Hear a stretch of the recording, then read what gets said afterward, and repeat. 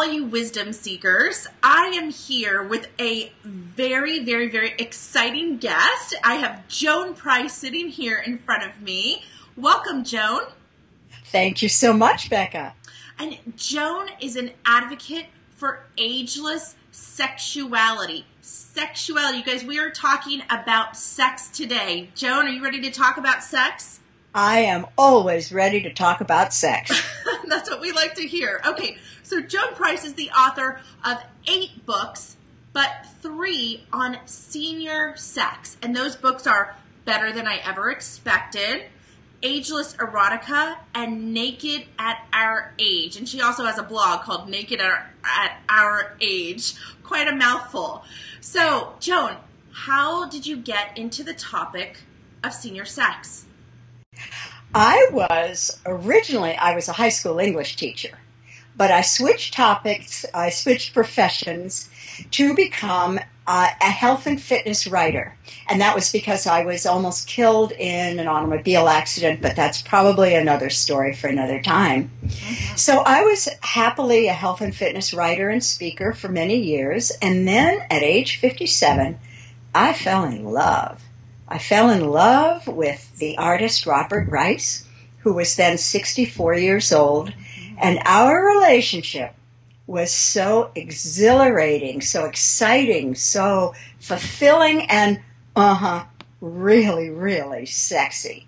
So I went looking for books that were similar to what I was experiencing, really, really hot sex, but not the same as younger sex. It was very different at our age. I couldn't find anything that I wanted to read. Mm-hmm. So Robert said, "You're the writer, write your own." So, I wrote Better Than I Ever Expected, straight talk about sex after 60.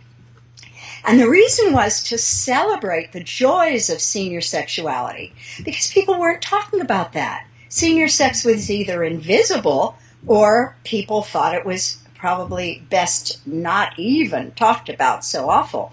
So I celebrated it in this book, and then people started coming up to me and saying, "Well, isn't that great that you're having such good sex? But you know what?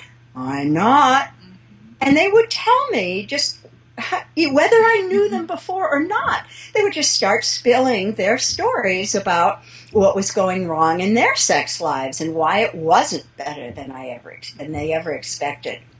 So I realized that I needed to write another book, one that was a guide to solving the problems that people were telling me. Mm-hmm. So that's where Naked at Our Age, talking out loud about senior sex, came from, to address the problems. I'm very happy that Naked at Our Age has won multiple awards and is really helping people.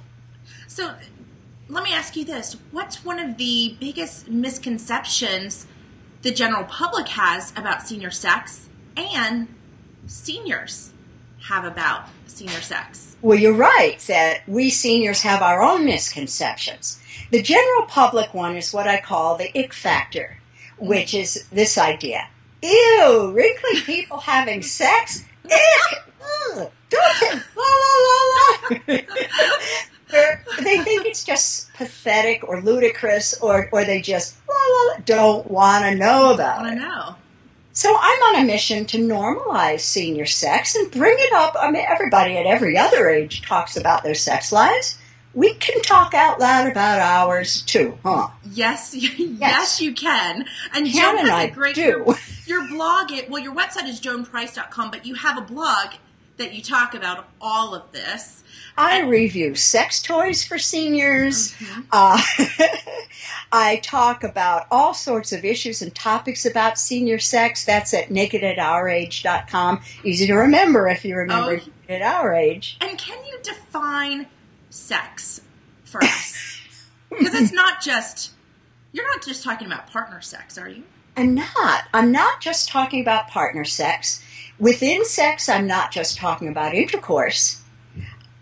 I'm talking about any kind of partnered or solo sexual stimulation, sexual response, sexual release, ways to get to orgasm at our age, which might not be the same as they were when we were 20 years old. Because that's the part to your other question, what are the misconceptions at our age? Mm-hmm. The main misconception, sort of the umbrella of all the other misconceptions, is if it's not working the way it used to, it's not working at all. Oh, that's a dangerous misconception. Mm-hmm. Because with knowledge, with creativity, with, sense of humor, we can find ways that it works very, very well, thank you very much, even though it's not what worked at 20, 30, 40, or maybe even 50. Mm-hmm. Because we change. Our responses change. The lack of hormones changes our responsiveness, our arousal patterns, sometimes even our preferences.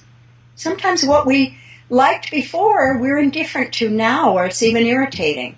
And something we never considered enjoying is just what gets us right over the top these days. Absolutely. It's a wonderful journey to figure that out. So with your writing, with your blog, with your books, you're educating the public and other seniors about what's possible. That's right. You're answering these questions. That's right. That maybe people didn't even know they had these questions. So what are the biggest challenges and questions that you receive? Well, what I did when I started researching for Naked at Our Age, I knew I didn't know all the answers. But because of my professional contacts, my colleagues in ASECT, the American Association of Sexuality Educators, Counselors, and Therapists, people who know so much there, I knew I could find someone who had the answers. So I would get questions that I didn't know how to deal with. Sex after cancer, for example, sex with vaginal pain, erectile dysfunction, when to see a doctor and when it's just a part of aging, what to do about changing relationships, what to do when you can't communicate with your partner, what to do when you don't have a partner, what to do when you've lost interest, no libido. All these things people ask me. I went in search of just the right experts who knew this stuff, knew it backwards and forwards. But it wasn't common knowledge because these were people who were busy within their own professions, within their therapy practice perhaps, or working in a clinic or doing research. They weren't out in the public the way I was trying to disseminate information. So they were very generous with their information, with their time, and I would take the tips they gave me, help them get it into sort of layperson's language that anyone would understand and be able to put into practice and put it out in the public. And the responses have been so rewarding. I had one person who came to one of my speeches, bought Naked at Our Age, and emailed me 3 days later and said, I'm on chapter 4 and you may have saved my marriage. That's why I do this. Joan, go back to the part you broke up on that really important tidbit. Just that one last sentence. The question, Joan, you might have saved my marriage, something like that. It sort of broke up. Mm-hmm. Okay, so start with you've been getting great responses.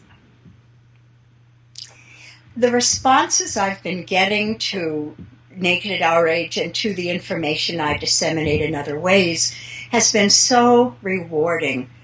One of my favorite stories is that when I gave a speech when Naked at Our Age just came out, a woman who attended my speech bought the book, and she emailed me 3 days later and said, I'm on chapter 4. You may have just saved my marriage. Wow. That's why I do this. Yes. Why are people, if this is saving marriages, this is saving lives, why are people not talking about this? Or do you think we're starting to change how we talk about it? I think we're starting to change. I speak at a lot of conferences, too. There are other senior sex educators. I'm far from the only one. I may be the loudest, but I'm far from the only one. And I'm also giving speeches at places like Catalyst Con, which is a huge sexuality conference for all ages and for people who come from, who do sexuality work in lots of different ways, whether they're sex educators or therapists or even sex workers. And they all came together for a weekend of sharing and accepting each other and hearing viewpoints. And I was so thrilled to see so many young people in my audience, but they were eating up this information. And later they said either, now I have a better idea what to expect because I'm not going to give up my sex life when I get to be your age. Or they would say, I work with people who are older and now I have some idea how to help them. That's wonderful. We are starting, and I always end my speeches with asking people to join me in the mission to talk out loud about senior sex. To wherever you are in your life, in your work, when you hear someone putting down sexy seniors, speak out against it. Don't let that be. When you hear that stereotype that we're fighting, help me fight the good fight. And help me get this information out, that we can talk out loud about it, we can get answers to our questions, and enjoy sex our whole lives. Absolutely. Joan, that's an awesome call to action. Yeah. And you mentioned before, you're not the only sex educator, but you might be the loudest. And if you have, which is okay, if you believe in your message and you're passionate about it, then you need to be omnipresent, speaking, touring, doing workshops, and you are in a lot of places. You mentioned you do a lot of speaking and workshops. Where is this just at sex conferences, or can people find you at just general events? People can find me at general events for lay people. They can hire me to come to their venue and speak. Oh, fantastic. If you go to either my website, joanprice.com, or my blog, nakedatoutrage.com, on both of those places there's a link to my events, and you can see what I have upcoming, and maybe it's in your town and you can come see me, or you can contact me to come to you. I have Suitcase Will Travel. I love to do this. I bet you people who are listening to this right now are going onto your website while they're listening and finding out, where are you? Where can I how can I get Joan? This is just a fantastic message. So recently you were at the famous Good Vibrations in San Francisco. I'm guessing you're there a lot. What happened at that workshop? Can you tell us what a workshop is like? I have several different workshops that I do, and I'm giving them at Pleasure Chest in L.A., and I give them many. I have one of my favorites is called Ask Me, I'll Tell You. Women and men talk about sex and aging. And it's a way that I facilitate people talking candidly from their own attitudes, their own point of view, their own questions, concerns, misgivings. And it's a really wonderful, wonderful format, which I don't give away too much about, but people feel comfortable, they feel safe about really talking about what their real issues are. And once we hear each other talk, the barriers are down. Another one I love to give, because now I am a widow. I've been a widow for 4.5 years, and I'm just starting to get ready to dip my toes in the dating scene. I'm trying to do that, and it's a matter of, like many people my age, you try it, you join online dating, you run away. You try it again, you run away. So I decided, hey, anytime I want to learn something, I figure out how to teach it. So I now have a workshop called How the Heck Do I Date at This Age? Oh my gosh. It is so much fun. That sounds awesome. We figure out how to laugh at all this. We figure out how not to make it so important, how not to make it crucial that we have no rejections. Yeah, we get rejections. Yes, we do. And we're going to reject people too. But how to feel secure in ourselves, how to know that, for example, a first date is not an audition for the rest of our lives. It's only an audition for a second date. That's it. That's it.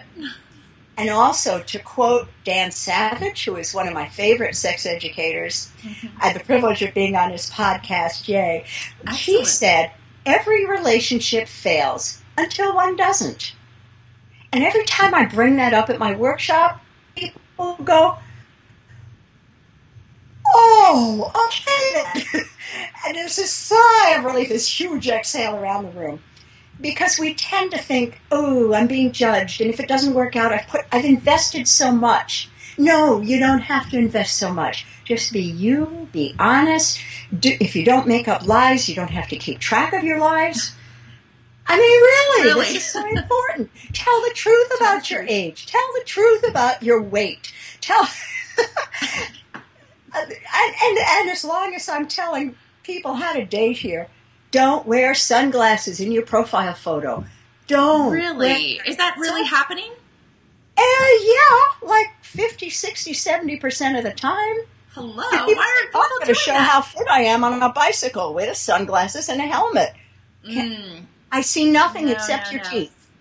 The dating workshop is now something that you teach regularly. I do. I take it wherever I'm hired to give it. It's so much fun.